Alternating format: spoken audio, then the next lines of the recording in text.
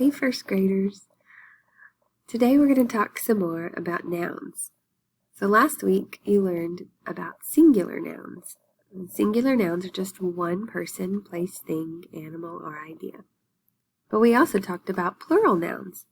Plural nouns means more than one person, place, thing, animal, or idea. We practiced adding an S to the end of our words, and we practiced adding an ES. Both ways make a singular noun turn into a plural noun. Today we're going to talk about a different kind of noun, common and proper. So I have a common cat here, a cat. It could be any cat, right? But if we give it a name, it becomes a proper noun, and the proper over here is proper Pete. So a common noun could just kind of like a regular noun, but when we give it its special name or it has a certain name for it, it becomes proper. So here we're going to remember that with common cat and proper Pete. They help us remember which one is which. So Pete, his name up at the top has a capital letter for Pete. So that's something very important. Proper nouns always get a capital letter. All right, so here we have some examples of common and proper nouns. The first one is city. Well, I like to ask myself, which city? So when you think about a noun, you can tell if it's a common or proper noun. So city could be any city, right?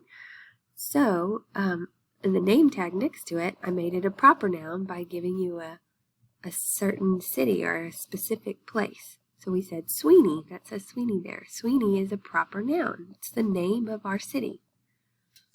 The next one is month. Well, a month, it could be any month of the year, right? We don't know which one. So in the name tag, I wrote September. September is a proper noun. It's the name of a month. And it gets a capital letter S. The last one is park. Well, that could be any park. If we said, let's meet at the park, we'd have to say, which park? Which park do you want to meet at? So the proper noun in the name tag is backyard park. That's a certain park here in Sweeney. And it has a capital letter at the beginning too. So proper nouns are the name of nouns, and they always have a capital letter. Those are very important. So now it's your turn. I want you to get a piece of paper and kind of make a chart like this and label it common noun on one side and proper noun on the other. Inside the common noun box right here, you're going to draw a picture of a common noun. Remember, common nouns are just person, place, thing, animal, or idea, right? So we're going to draw a picture of a common noun. And I want you to write the word underneath it.